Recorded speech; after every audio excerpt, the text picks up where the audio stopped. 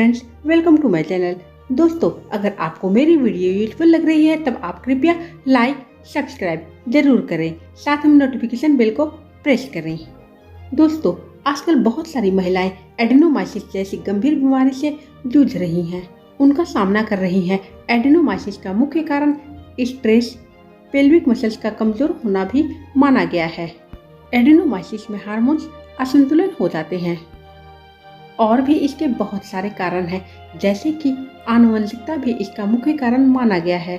आइए संक्षेप में जानते हैं कि एडेनोमाइसिस है क्या। गर्भाशय में टिश्यू का आकार बढ़ जाने के कारण सूजन या संकोचन जैसी समस्या उत्पन्न होती है।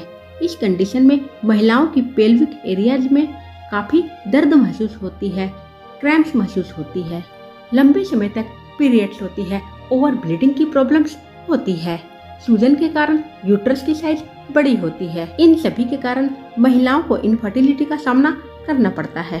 इसलिए दोस्तों, आप योगासन नियमित करें। योगासन नियमित करने से हमारे पेल्विक मसल्स को स्ट्रेंथ मिलती है, हमारी यूट्रस में, हमारे पेल्विक एरियाज में ऑक्सीजन फ्लो इंक्रीज होती है, प्योर ब्लड सर्कुलेशन इंक्रीज होती है, टॉक्सिन्स बाहर रिलीज होती है, हमारे संपूर्ण एब्डोमिनल ऑर्गन्स की मसाज हो जाती है, हमारी बढ़ी हुई यूट्रस अपनी पोजीशन में वापस आती है। योगासन से बॉडी के हार्मोन्स बैलेंस होते हैं। इस तरह योगासन और प्राणायाम नियमित करने से स्ट्रेस, एंजाइटी पूरी तरह से दूर होते हैं, बॉडी के हार्मोन्स बैलेंस होते हैं। दोस्तों, इसलिए आपसे रिक्वेस्ट है कि आप प्राणायाम और योगासन नियमित करें और साथ में हेल्दी आहार अवश्य लें। Let's see a pack of morning yogas for adenomyosis and endometriosis. Number 1, Kapalbhati. अपने बैक को स्ट्रेट करके पद्मासन में बैठ जाएं। पेट को अंदर की तरफ प्रेस करते हुए नोस्ट्रिल से ब्रीद आउट करें। इनहेल इसमें हम नहीं लेते हैं, इनहेल ऑटोमेटिक होती है। ध्यान रहे दोस्तों, अपनी माउथ और आंखों को बंद रखें। बैक को बिल्कुल स्ट्रेट करके बैठना है। पेट को अंदर की तरफ प्रेस करते हुए स्लोली ब्रीद आउट करें। 1 सेकेंड 1 स्ट्रोक। कपालभाति नियमित करने से हमारी बॉडी के टॉक्सिन्स बाहर रिलीज होते हैं। ध्यान रहे, ओवर ब्लीडिंग और क्रैम्प्स के दौरान आप कपालभाति को अवॉइड करें। पद्मासन में बैठते हुए नाड़ी शोधन प्राणायाम करें। बैक चेस्ट की पोजीशन स्ट्रेट रहेगी। राइट नोस्ट्रिल को थंब से बंद करें। लेफ्ट नोस्ट्रिल से धीरे धीरे सांस को अपनी लंग्स में भरें। धीरे धीरे भरना है।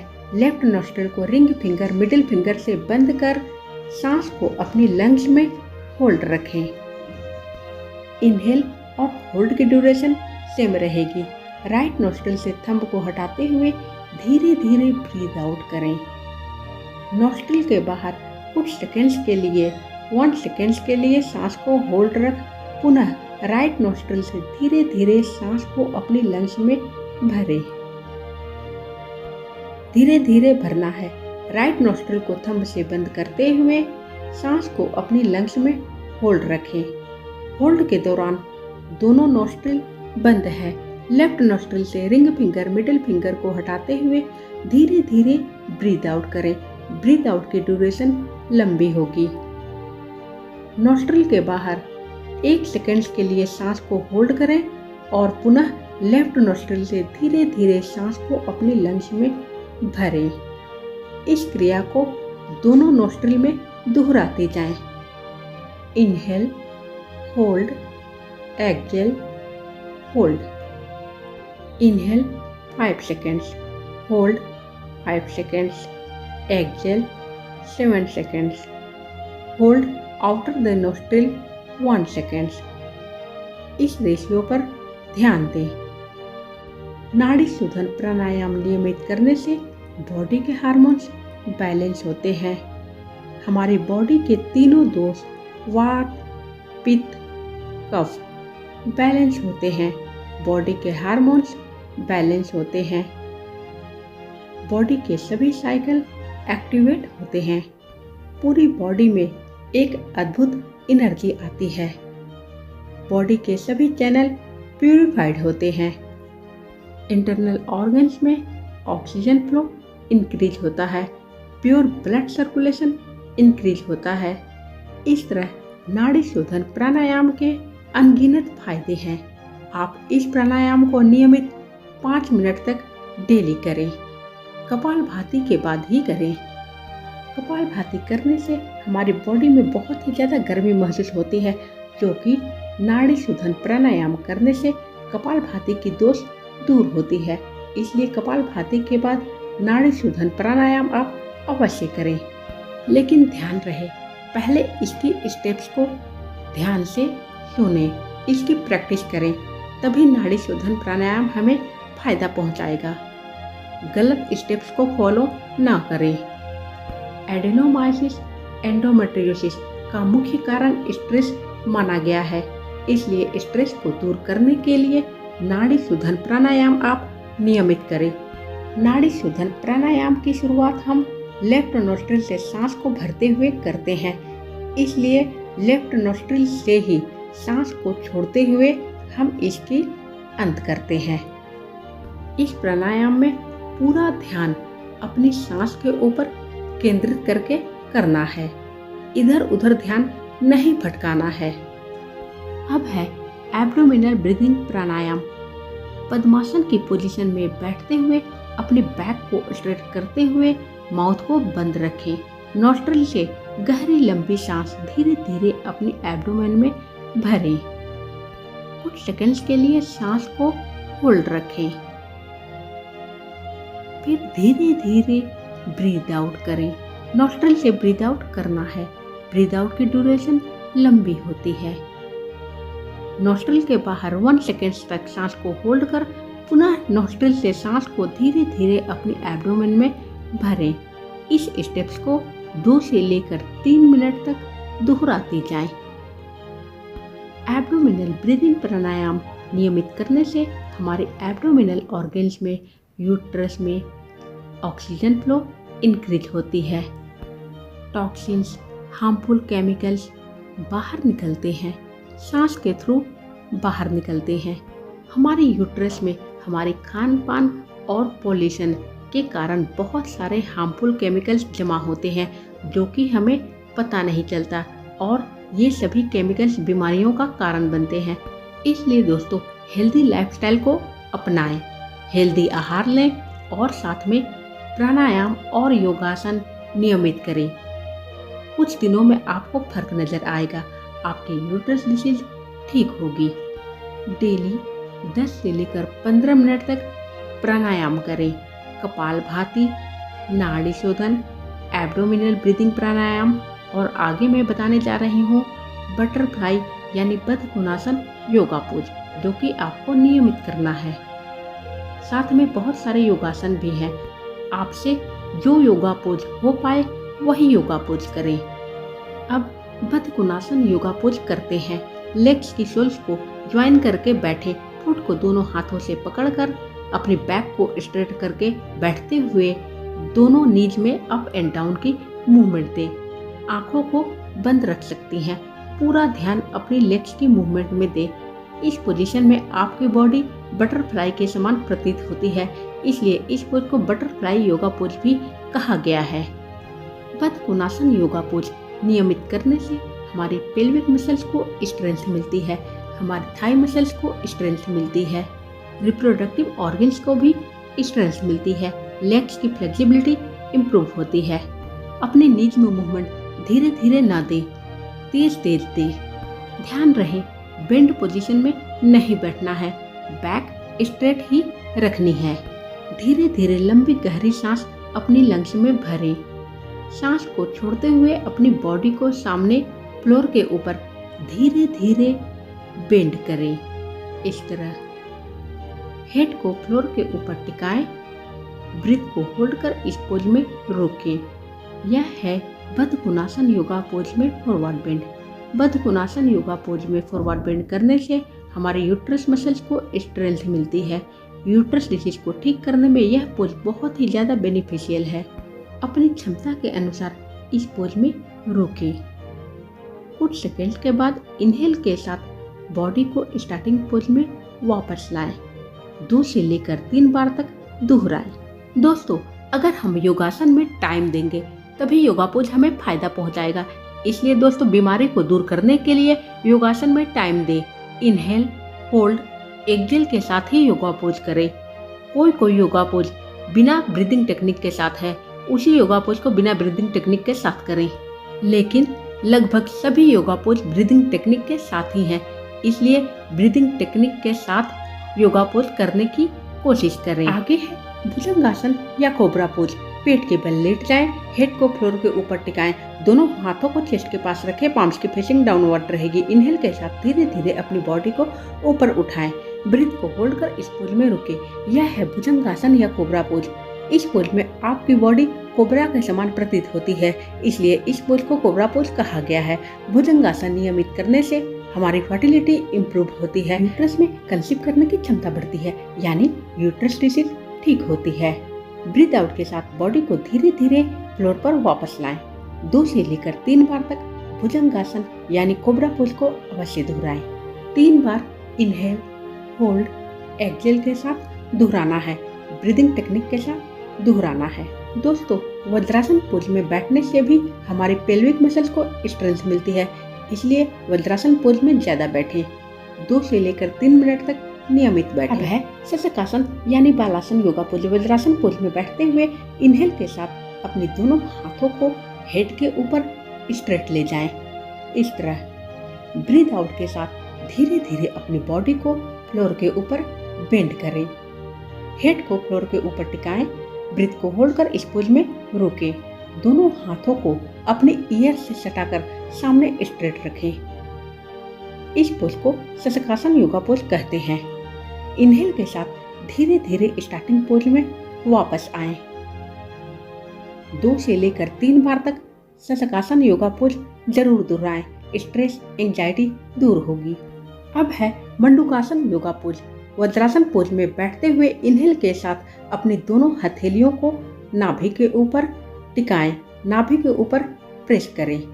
एक्सहेल के साथ अपनी बॉडी को धीरे धीरे सामने फ्लोर के ऊपर बेंड करें, हेड को फ्लोर के ऊपर टिकाएं या तो सामने देखें। ब्रीथ को होल्ड कर इस पोज में रुकें। मंडूकासन योगा पोज करने से हमारी यूट्रस, लीवर, किडनी इनहेंस होती है, हेल्दी होती है। मंडूकासन योगा पोज भी आपको 2 से लेकर 3 बार तक करना है। इनहेल के साथ धीरे धीरे स्टार्टिंग पोज में वापस आएं। ध्यान रहे 2 से लेकर 3 बार तक मंडूकासन योगा पोज आपको करना है। हमारी एब्डोमिनल ऑर्गन्स की मसाज होने के कारण एडेनोमाइसिस, एंडोमेट्रियोसिस डिसीज ठीक होती है। अब है सुप्त वज्रासन या रेक्लाइंड थंडरबोल्ट पोज। वज्रासन पोज में बैठते हुए अपनी दोनों हाथों को बैक के पीछे फ्लोर के ऊपर टिकाएं। हाथों की सपोर्ट से अपनी बॉडी को धीरे धीरे पीछे की तरफ बेंड करें। दोनों हथेलियों को अपनी थाइस के ऊपर रखें। बैक आपकी फ्लोर के ऊपर है, चेस्ट फ्लोर के ऊपर है, निगाहें फ्लोर के ऊपर टिकाएं। आपकी बैक, चेस्ट, कंधा फ्लोर के ऊपर है। इस पोज में रुककर लंबी गहरी सांस भरें, लंबी गहरी सांस छोड़ें। सुप्त वज्रासन योगा पोज नियमित करने से हमारी एब्डोमिनल ऑर्गन्स, यूट्रस की मसाज हो जाती है, हमारी पेल्विक मसल्स को स्ट्रेंथ मिलती है। यूट्रस डिसीज को ठीक करने में यह पोज बहुत ही ज़्यादा बेनिफिशियल है। धीरे धीरे स्टार्टिंग पोज में वापस आएं। इस पोज में आपको 1 मिनट तक रुकना है। अब है पश्चिमोत्तासन या sitting forward bend yoga pose. Legs को सामने स्ट्रेट ज्वाइन करके बैठें। इनहेल के साथ धीरे धीरे अपने दोनों हाथों को हेड के ऊपर स्ट्रेट ले जाएं। एक्सहेल के साथ अपनी बॉडी को सामने लेग्स के ऊपर बेंड करें। हेड को नीज के ऊपर टिकाएं। ब्रीथ को होल्ड कर इस पोज में रुकें। लेग्स को नीचे से फोल्ड नहीं करना है, लेग्स को बिल्कुल स्ट्रेट फ्लोर के ऊपर रखना है।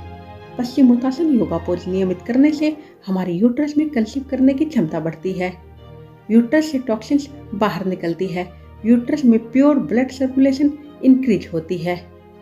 इनहेल के साथ धीरे धीरे स्टार्टिंग पोज में वापस आएं। 2 से लेकर 3 बार तक पश्चिमोत्तासन योगा पोज आपको दोहराना है। इनहेल, होल्ड, एक्सहेल के साथ पश्चिमोत्तासन योगा पोज आपको दोहराना है।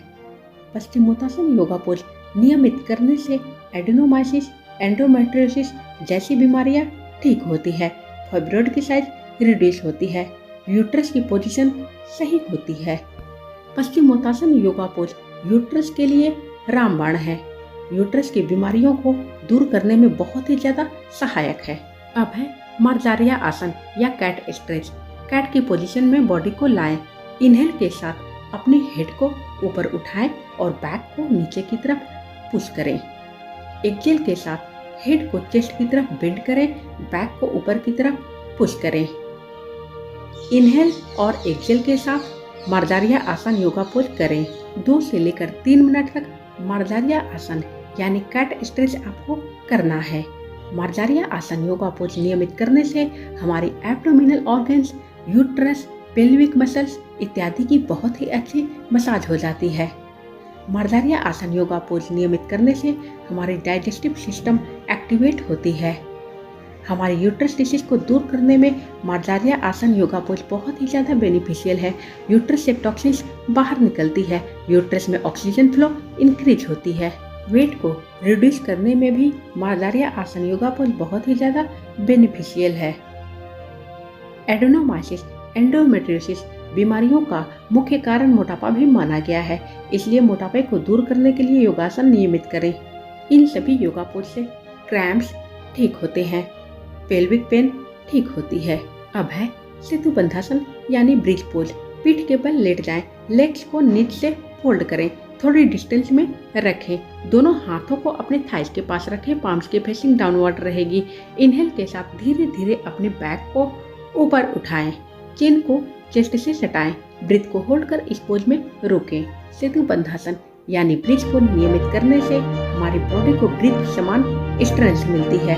यूट्रस डिसीज को ठीक करने में बहुत ही ज्यादा बेनिफिशियल है। कुछ सेकेंड्स के बाद एक्सेल के साथ बॉडी को फ्लोर के ऊपर धीरे धीरे वापस लाएं। 2 से लेकर 3 बार तक दोहराना है। अब मैं दूसरे तरीके से ब्रिज पोज के स्टेप्स आपको दिखाने जा रही हूँ। हिप्स के नीचे दोनों हाथों को ले जाएं, फिंगर्स को इंटरलॉक करें। इनहेल के साथ धीरे धीरे अपने बैक को ऊपर उठाएं। दोनों हाथों को फ्लोर के ऊपर ही रखना है। चिन को चेस्ट से सटाएं, ब्रीथ को होल्ड कर इस पोज में रोकें। यह स्टेप्स ज्यादा आसान है। इस स्टेप्स को आप आसानी से कर सकते हैं। इस स्टेप से क्रैम्प्स, पेल्विक पेन ठीक होते हैं। मेंस्ट्रुअल साइकिल रेगुलर होती है, समय पर आती है। एक्सेल के साथ अपने बैक को धीरे धीरे फ्लोर के ऊपर वापस ले जाएं। योगासन की बहुत सारी योगा पोज मैं आपको दिखा रही हूँ। जो आपको आसान लगे वही योगा पोज आप करें। अपने अंगों के साथ जोर जबरदस्ती न है। कोमल मुक्तासन योगा पोज। इनहेल के साथ लेग्स को नीचे से होल्ड कर चेस्ट के पास प्रेस करें, ब्रीथ को होल्ड कर इस पोज में रुकें। यह है गैस रिलीज पोज। इस पोज को करने से गैस की प्रॉब्लम्स दूर होती है। यूट्रस डिसीज को ठीक करने में भी सहायक है। कुछ सेकंड्स के बाद एक्सेल के साथ लेग्स को फ्लोर के ऊपर वापस ले जाएं। 2 से लेकर 3 बार तक कोमल मुक्तासन योगा पोज आप जरूर करें। आगे विपरीत करनी योगा पोज। कमर को हाथों से सपोर्ट देते हुए दोनों लेग्स को एक साथ ऊपर उठाएं। पहले सर्वांगासन की पोजीशन में अपनी लेग्स को लाएं। इस पोज में ब्लड फ्लो अपोजिट डायरेक्शन में होती है। लेग्स को हेड की तरफ बेंड करें। यह है विपरीत करनी योगा पोज। सेकंड्स के लिए इसी पोज में रुकें। कुछ सेकंड्स के बाद अपने एक लेग को नीचे फोल्ड करें और हेड के ऊपर टिकाएं। फुट को दूसरे लेग के नी के ऊपर रखें। यह है सपोर्टेड विपरीत करनी योगा पोज। इस पोज को करने से यूट्रस इनहेंस होती है, रिप्रोडक्टिव ऑर्गन्स को स्ट्रेंथ मिलती है। एडेनोमाइसिस, एंडोमेट्रियोसिस के बहुत सारे सिम्टम्स इस योगा पोज से ठीक होते हैं, क्योंकि इस योगा पोज में ब्लड फ्लो हमारी एब्डोमिनल ऑर्गन्स की तरफ इंक्रीज होती है। यूट्रस डिसीज को ठीक करने में यह पोज बहुत ही ज्यादा बेनिफिशियल है। इस पोज की प्रैक्टिस जरूर करें। इस पोज को डेली करने से हमारी नर्वस सिस्टम एक्टिवेट होती है, बॉडी के हार्मोन्स बैलेंस होते हैं, डाइजेस्टिव सिस्टम ठीक तरह से काम करने लगते हैं, कॉन्स्टिपेशन जैसी समस्या खत्म हो जाती है। इस पोज को नियमित करें। 1 से लेकर 2 मिनट तक इस पोज में जरूर रुकें।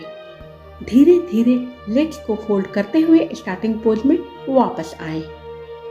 आगे है legs up the wall pose, जो कि मैं आपको बताने जा रही हूँ। वॉल के ऊपर अपनी दोनों लेग्स को स्ट्रेट रखें, नीज को फोल्ड नहीं करना है। Legs up the wall pose से हमारी पीरियड्स रेगुलेट होती है, क्रैम्प्स, पेल्विक पेन इत्यादि समस्या दूर होती है, हमारी फर्टिलिटी इंक्रीज होती है। 2 से लेकर 3 मिनट तक इस पोज में जरूर रुकें। आप रात में भी इस पोज की प्रैक्टिस कर सकती हैं। इस पोज में ब्लड फ्लो लेग्स की तरफ से हमारे एब्डोमिनल ऑर्गन्स की तरफ इंक्रीज होती है, जिसके कारण यूट्रस में प्योर ब्लड फ्लो इंक्रीज होती है, टॉक्सिन्स बाहर रिलीज होती है। जिन महिलाओं की गर्भ नहीं ठहरती है वे लोग इस पोज में जरूर रुकें, इससे उनकी गर्भ ठहरने लगेगी। एडेनोमाइसिस को ठीक करने के लिए अब है लाइंग बद्ध कोणासन योगा पोज। अपनी लेग्स को नीचे से फोल्ड करें और इस पोज में रुकें। इस पोज की प्रैक्टिस करने से क्रैम्प्स, पेल्विक पेन इत्यादि समस्या ठीक होती है। एडेनोमाइसिस के सिम्टम्स नेचुरल तरीके से ठीक होंगे। एडेनोमाइसिस में पीरियड्स के दौरान महिलाओं को बहुत ही ज़्यादा पेल्विक पेन होती है, इसलिए पीरियड्स के दौरान आप लोग इस पोज में जरूर रुकें। ये सभी योगासन एडेनोमाइसिस और एंडोमेट्रियोसिस की बहुत सारी प्रॉब्लम्स को, सिम्टम्स को नेचुरल तरीके से ठीक करते हैं। आप इसकी प्रैक्टिस जरूर करें, यह आसान भी है। अब है पादा अंगुष्ठान योगा पोज। पीठ के बल लेट जाए, अपनी लेग्स को नीचे से फोल्ड करते हुए फुट को दोनों हाथों से पकड़े, टोज को नोज के पास लाएं और इस पोज में रुकें। यह है पादा अंगुष्ठान योगा पोज। इस पोज की प्रैक्टिस करने से हमारी यूट्रस डिसीज ठीक होती है, यूट्रस में कंसीव करने की क्षमता बढ़ती है, फाइब्रॉइड की साइज भी रिड्यूस होती है। एडेनोमाइसिस के सिम्टम्स नेचुरल तरीके से ठीक होते हैं। जिन लोगों से यह पोज ना हो पाए वे लोग अपने अंगों के साथ जोर जबरदस्ती न करें, अन्यथा लाभ के बजाय हानि होगी। जिनकी बॉडी फ्लेक्सिबल है वे लोग ही इस पोज को करें। यह एक कठिन पोज माना गया है पर बहुत ही ज़्यादा यूजफुल है। नियमित इस पोज की प्रैक्टिस करने से फर्टिलिटी इम्प्रूव होती है, इनफर्टिलिटी दूर होती है। कंसीव करने के लिए यह पोज बहुत ही ज़्यादा बेनिफिशियल है। महिलाओं की फ्लेक्सिबिलिटी इम्प्रूव होती है, मोटापा दूर होता है, फाइब्रॉइड की साइज रिड्यूस होती है, यूट्रस डिसीज पूरी तरह से दूर होती है। यह पोज बहुत ही कठिन है पर बहुत ही ज़्यादा यूजफुल और लाभदायक। आप हो सके तो इसकी प्रैक्टिस कर सकती हैं। दोस्तों, एडेनोमाइसिस को नेचुरल तरीके से ठीक करने के लिए हेल्दी आहार अवश्य लें और साथ में योगासन नियमित करें। आपसे जो योगा पोज हो पाए वही योगा पोज आप करें। Thank you friends.